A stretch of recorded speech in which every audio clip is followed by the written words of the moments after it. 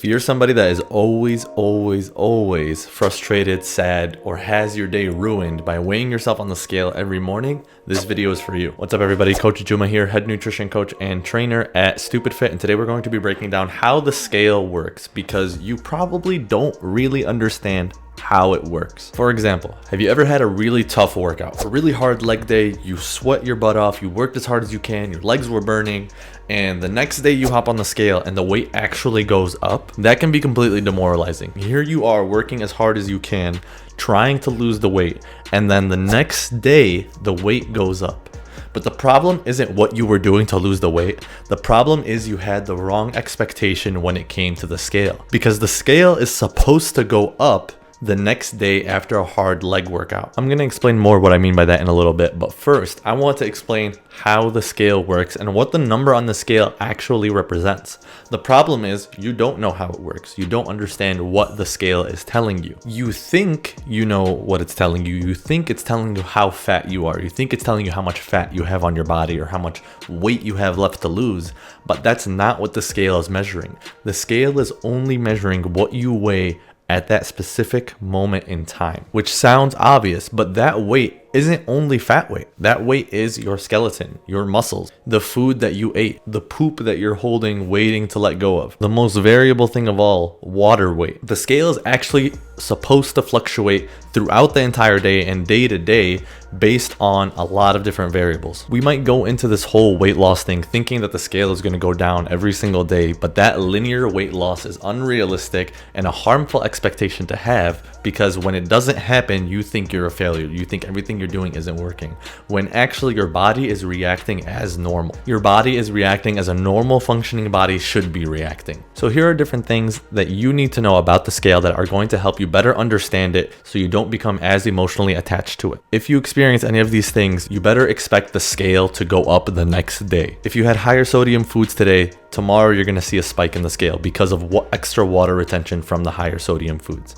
If you had extra carbs today, tomorrow you're going to see a spike in the scale because of higher water retention caused by carbs being in your system. If you ate a lot of food and didn't get a chance to poop it all out, you're going to see the scale go up the next day because you have more food in your body. If you are stressed, you're going to see the scale go up the next day due to water retention as well. If you had a really hard workout and your body is sore and you really pushed yourself to the limit, you're going to see the scale go up the next day because of water retention to help with nutrient partitioning to help alleviate soreness and recover from your training. And lastly, for the ladies out there, if you are on your cycle, getting nearer to your cycle, you are going to see the scale come up as well. All of these are going to cause the scale to go up the next day.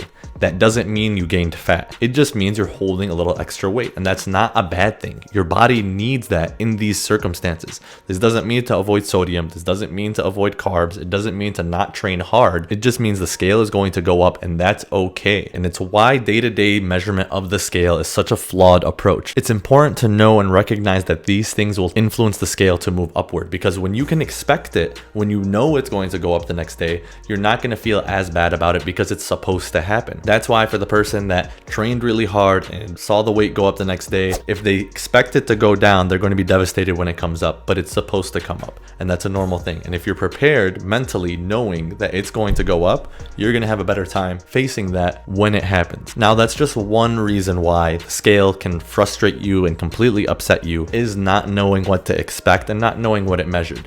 But the other way is if you have a strong emotional attachment to the scale, like so many people do. This one is a lot harder to break through, and just knowing that the scale is going to be going up isn't usually enough for this type of person. But we need to look at the scale for what it is, and it's just data. There's no reason to be emotionally attached from it. You're not going to be a better person because the scale reads a certain number. You're not going to be a harder worker because the scale reads a certain number. You're not going to be a better friend, partner, employee, entrepreneur just because the scale says a certain number. It doesn't define you. It doesn't define your worth. It doesn't define who you are and what you do. And you shouldn't look to it to validate your value.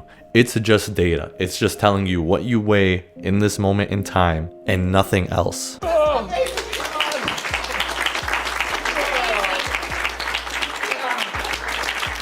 And the sooner that you can understand that and break free from seeing it as something that defines you, the less stress you're going to experience throughout this entire weight loss journey. And plus, because the scale doesn't tell you the entire picture, the number doesn't really mean much. Two people can weigh the same exact thing, but have completely different body compositions. And that's completely normal because, again, it doesn't tell you how much fat you have. It just tells you what you weigh in that moment. The number is just data. It doesn't define anything for you except the definition you put on it yourself. Breaking free from emotional attachment on the scale is much easier said than done. So if you want to take a break from the scale and find other ways to measure your progress, I'm all for it. Here are some better ways to measure your progress that isn't weighing yourself and comparing it day to day. The first one is comparing week to week averages. So you're still going to be weighing yourself frequently, but instead of looking how it changes day to day, you see the trend week to week, because again, it is going to fluctuate every single day. Instead of overvaluing any spike up or down, you're looking at the trend as it goes over time. As you can see here, comparing the week to week numbers,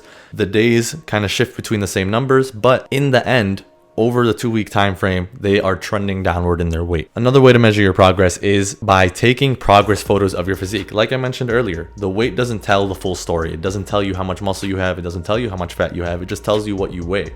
So if you take progress photos of yourself every couple weeks or so and compare and see how your body is changing and shaping, you have a more objective measure that's going to help determine whether you're heading in the right direction or not, and you don't need to be emotionally attached to it. The third way is by doing tape measurements across your body. Ultimately, with weight loss, what you really want isn't necessarily weight loss. You just want to be a smaller person. So instead of jumping on the scale and having it affect and impact your emotions, measure yourself. See where you're at size-wise right now. Get a tape measure, wrap it around your chest, your midsection, your arms, your thighs, and measure the exact same spots month to month to see if you're becoming a smaller person or not.